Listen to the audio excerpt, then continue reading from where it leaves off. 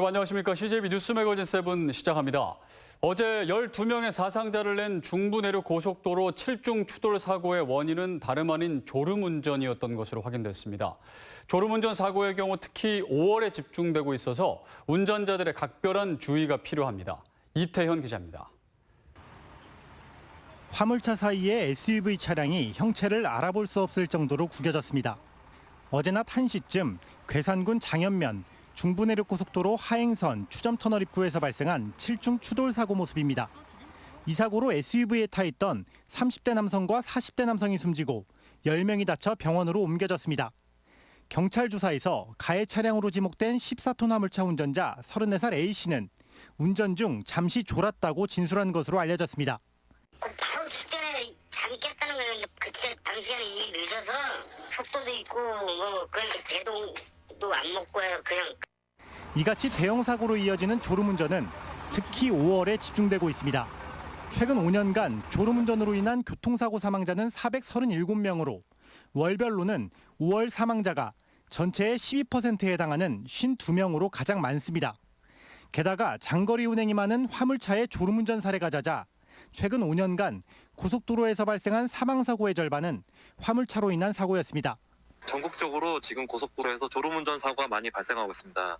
자칫하면 대형 사고로 발생할 수 있기 때문에 운전자분들께서 졸리시면 가까운 휴게소나 졸음쉼터에서 쉬었다 가시길 당부 부탁드리겠습니다. 경찰과 한국도로공사가 봄철 졸음운전 위험성을 알리는 캠페인을 적극 추진하고 있지만 운전자 스스로 경각심을 갖는 게 가장 중요합니다. CJB 뉴스 이태현입니다. 청주시 시내버스 준공영제가 마지막 관문으로 여겼던 의회 상임위를 통과해 내년 시행이 기정사실로 됐습니다. 청주시의회 도시건설위원회가 시내버스 준공영제 시행 동의안을 5대3으로 의결했습니다. 조영광 기자입니다. 시내버스 준공영제 도입에 대해 의원들의 의견은 극명하게 갈렸습니다. 타 시도를 봐도 준공영제는 세금 먹는 실패한 사업 아니냐.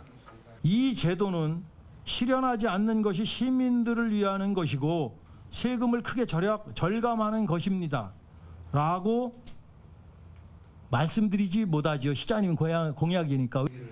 해마다 360억 원 이상이 투입되는 사업에 대해 시민들의 의견을 구한 뒤 시행해도 늦지 않다. 한번 시작을 해놓으면 예산이 올라가고 부러지는데 이거를 왜 이 시점에서 이렇게 하시려고 하는지. 반면 5년여간 준비해온 만큼 청주형 준공영제가 안착할 걸로 믿는다는 지지 발언도 이어졌습니다. 2014년부터 준공영제를 꾸준히 준비를 해왔던 게 이제 와서 이제 결실을 맺는다 그렇게 본의원은 생각을 하는데. 또 트램 등 신교통수단 도입에 대비한 대중교통 간 연계 방안 마련도 주문했습니다. 트램일 수도 있고 또 다른 자율형 주행버스에 의한 빅데이터와 AI를 통한 어떤 그 교통수단이 탄생할 수 있습니다. 청주시의회 상임위의 문턱을 넘은 시내버스 준공영제는 오는 26일 본회의와 보완 절차를 거쳐 내년 1월 도입될 전망입니다. CJB 뉴스 조윤광입니다. 10년 세월이 흐르도록 해법을 찾지 못했던 제천 왕암 쓰레기 매립장은 환경재앙의 대명사처럼 여겨졌었는데요. 에어돔은 폭설에 무너지고 오염된 침출수가 흐르던 매립장이 요즘 눈에 띄게 달라졌다고 합니다. 김기수 기자가 보도합니다. 폐기물 매립장 에어돔이 완전히 주저앉았습니다. 노후된 구조물이 폭설을 견디지 못하고 무너져 내린 겁니다. 비만 오면 오염된 폐기물 침출수가 유출되는 등 10년이 넘도록 심각한 환경 피해를 가져왔습니다. 폐기물 매립장으로 에어돔이 있었던 장소입니다. 하지만 지금은 이렇게 넓은 잔디밭이 조성돼 있습니다. 제천시는 지난 2018년부터 폐기물 매립시설 폐쇄 절차를 진행하고 있습니다. 예산만 98억 원으로 요즘에는 하루 60톤의 침출수를 처리하고 있습니다. 중금속 제거제 등을 이제 혼합해가지고 침전시켜서 폐기물 관리법상 그 법적 허용 기준에 만족하게 배출을 하고 있습니다. 또한 2m 높이로 흙을 덮어서 차단 효과를 높이고 조경 작업도 완료했습니다. 다음 달이면 시설 폐쇄 절차가 마무리되고 이후에는 8만 톤의 내부 침출수를 완벽하게 제거하는 안정화 사업으로 전환합니다. 유일하게 국비와 지방비를 매칭해서 이 폐쇄 사업을 아주 순조롭고 성공적으로 지금 진행한 사례가 되겠습니다. 전국의 지자체들로부터 상당한 벤치마킹의 대상이 되지 않을까. 제천시는 안정화 사업이 끝나는 2022년 이후에는 매립장터를 체육공원으로 활용할 방침입니다. CJB 뉴스 김기수입니다.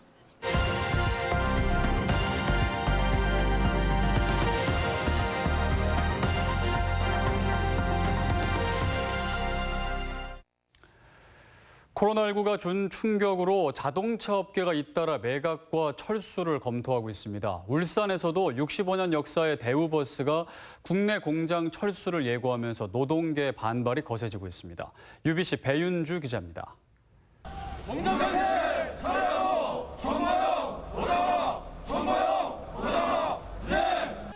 대우버스 울산 공장이 폐쇄를 예고하자 노동자들이 반발하고 나섰습니다. 코로나19로 버스 판매량이 사상 최저치로 추락하자 사측이 생산 거점을 베트남으로 이전하는 방안을 검토 중인 것으로 알려졌습니다.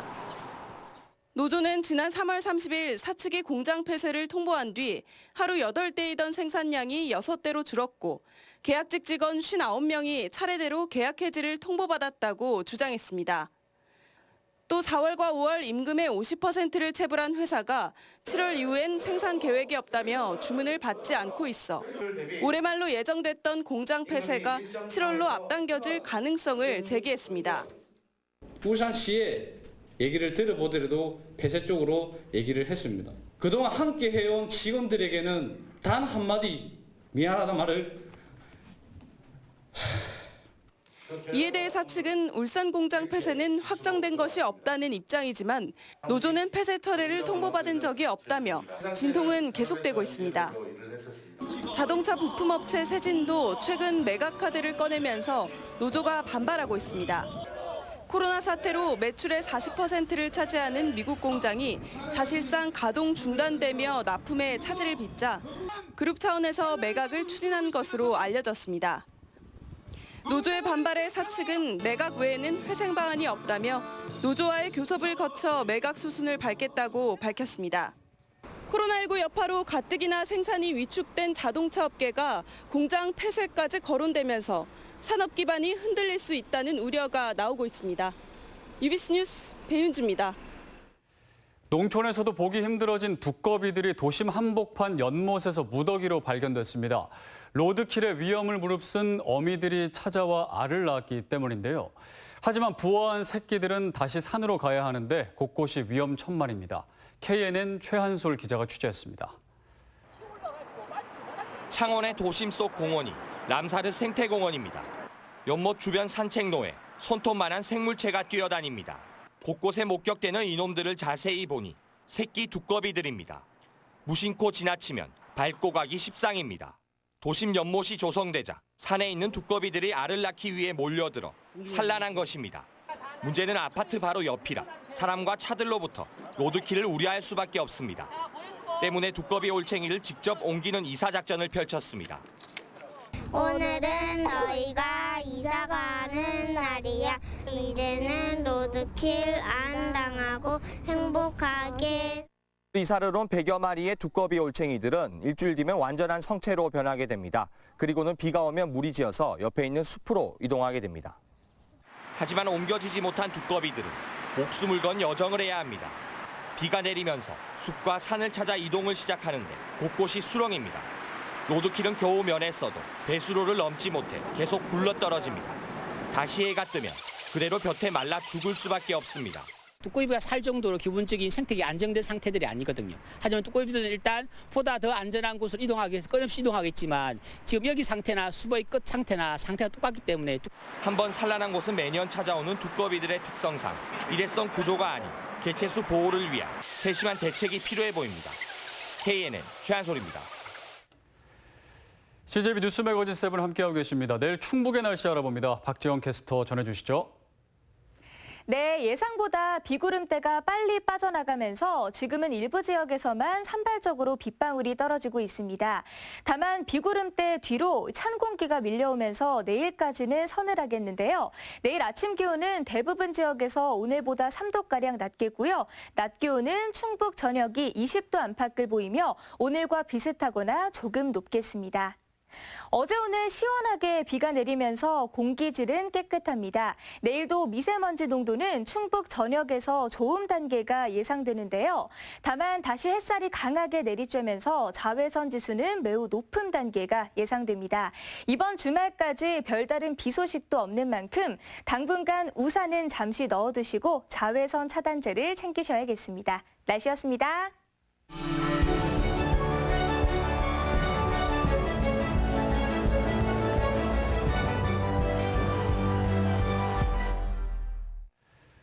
오늘의 이슈와 화제입니다. 작년 12월 발생한 코로나19는 우리 사회 전반에 걸쳐 참 많은 것을 바꾸어 놓았는데요.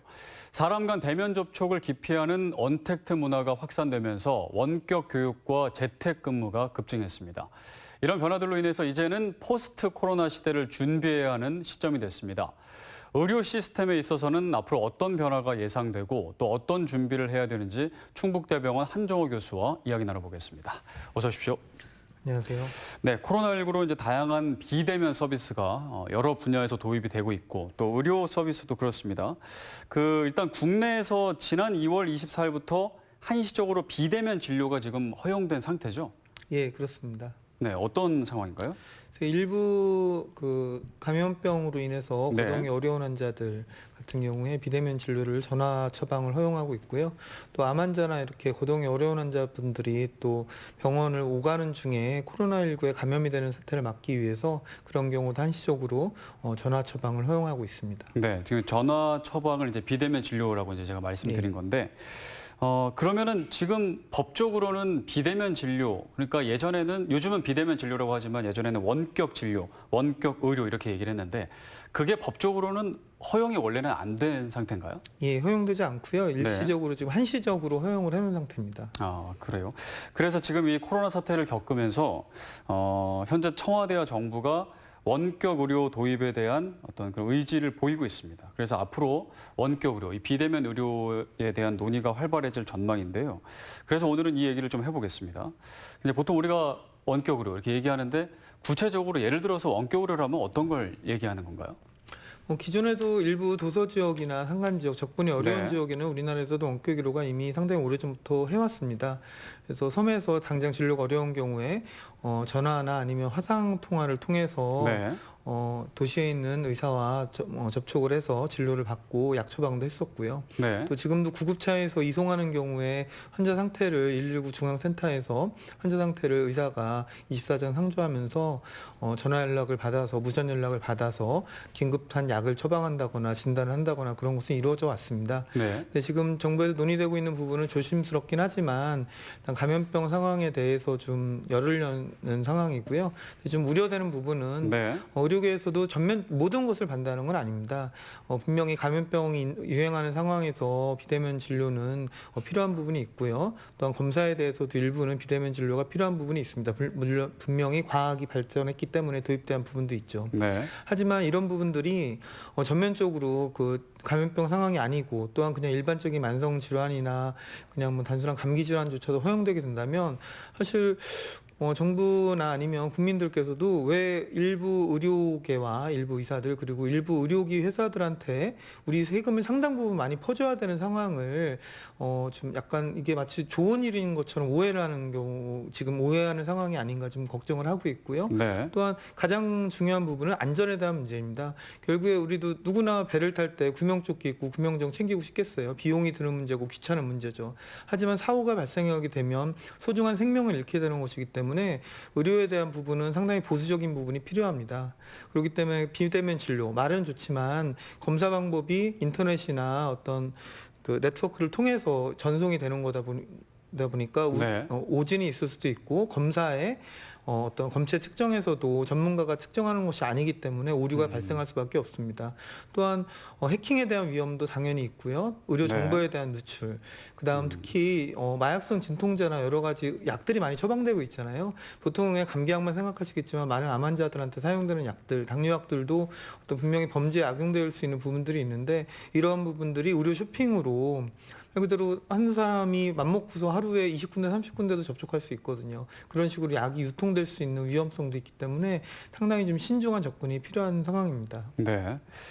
지금 원격 의료라는 얘기가 벌써 이제 아시는 분들은 아시겠지만 10여 년 전부터 계속 논의가 있었고요.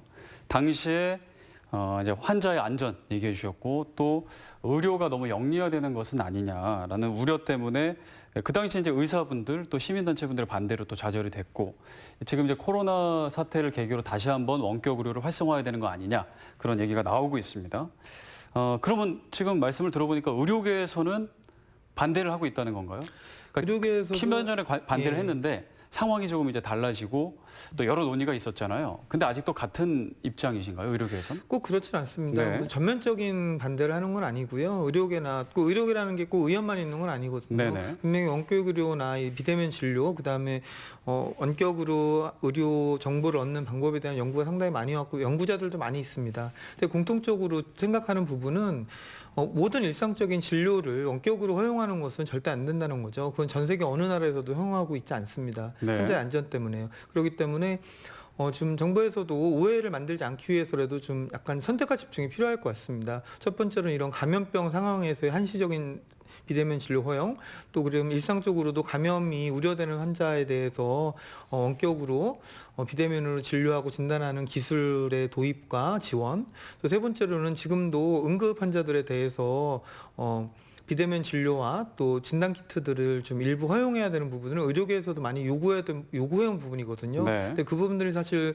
규제에 묶여 있고 일부 단체들이 반발로 전혀 도입이 안 되는 부분이 있었기 때문에 이러한 부분으로 환자들한테 실제적 도움을 줄 수 있는 길은 좀 열어야 되지 않을까. 단 모든 거를 너무 열려고 하다 보니까 또 너무 또 반대가 발생할 수 있거든요. 그래서 좀 선을 명확하게 해서 추진한다면 환자를 위해서도 의료계를 위해서도 좀 도움이 되지 않을까 싶습니다. 그러니까 모든 것을 다 반대하는 건 아니지만 필요한 선을 잘 정해서 그 기준을 정해서 도입할 건 도입하고 일단 막을 건 막아야 된다. 이렇게 지금 말씀을 하시는 건데 그러면 정부에서는 어쨌든 이 원격 의료의 도입을 통해서 뭐 예상되는 부작용은 있지만 순기능이 있잖아요.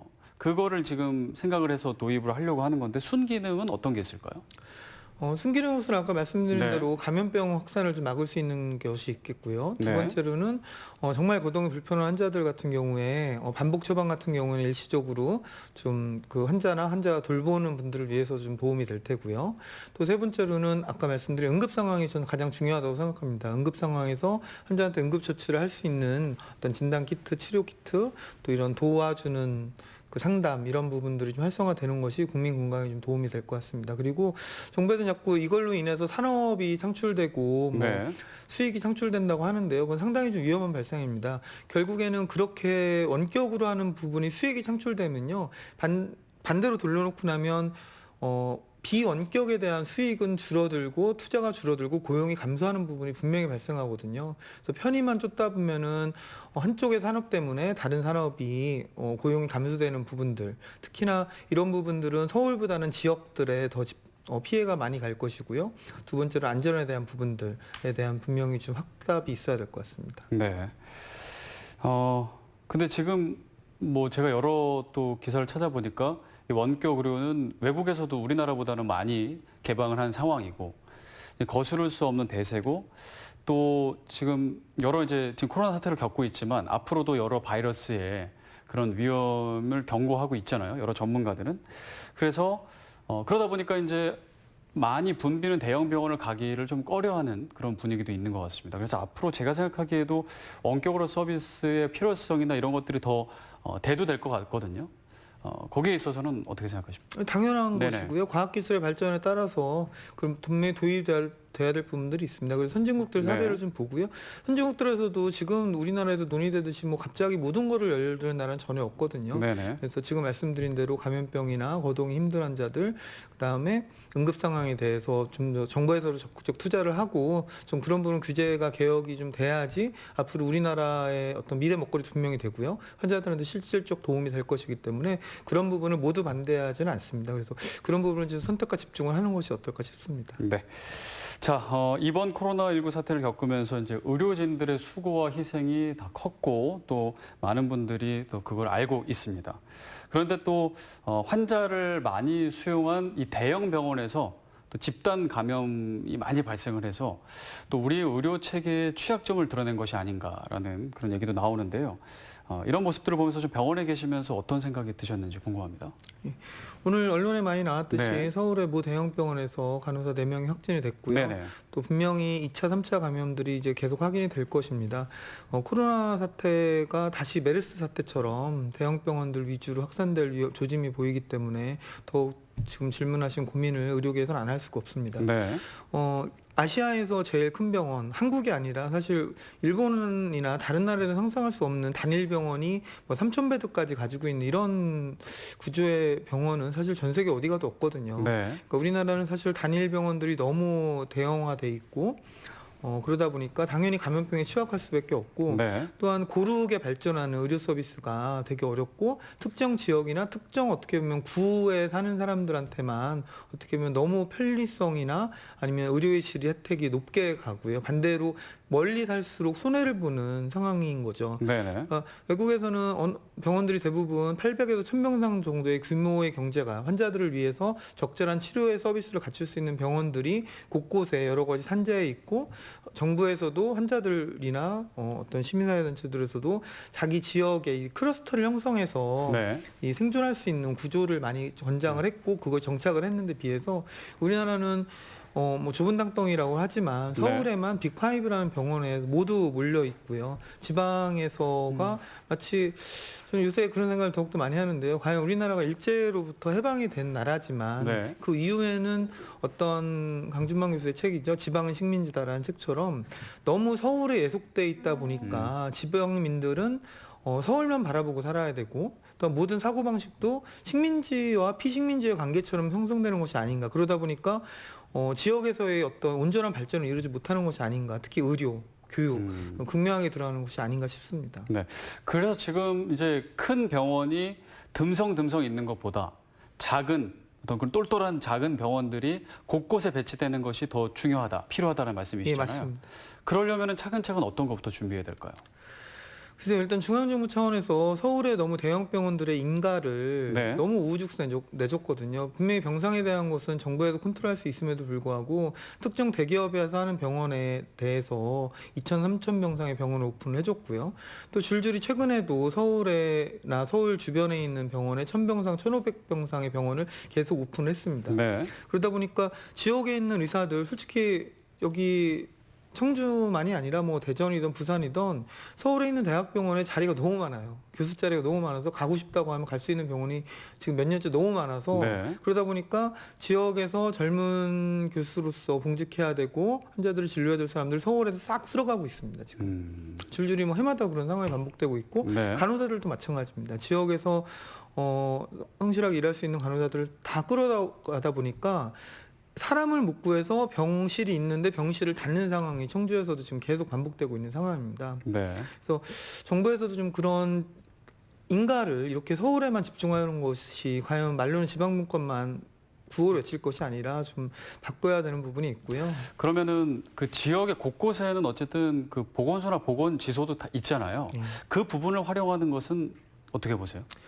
짧게 좀 부탁드립니다. 예, 보건소와 보건지소는 사실 공공의료를 해야 되는 거지 지금처럼 어떤 진료를 해서는 안 되거든요. 근데 네. 그런 진료에 매몰되어 있다 보면 문제점도 있고요. 사실 그다음에 지금 가장 대형병원 쏠림이 문제되는 건 서울의 일부 대학병원, 대형병원들이거든요. 분명 이런 병원들이 분산이 돼서 부산에도 청주에도 대전에서도 좀 자생적으로 할 수 있는 병원이 성장돼야만 뭐 응급이 있을 때, 위급할 때, 그다음 암 치료나 항암 치료나 방사선 치료 등도 충분한 인프라가 갖춰져야지 이 지역의 환자들이 여기서 선순환하거든요. 대표적으로 암 환자 한 명이 서울 가서 1년 동안 병원비를 쓰는 게 보통 3천만 원에서 4천만 원입니다.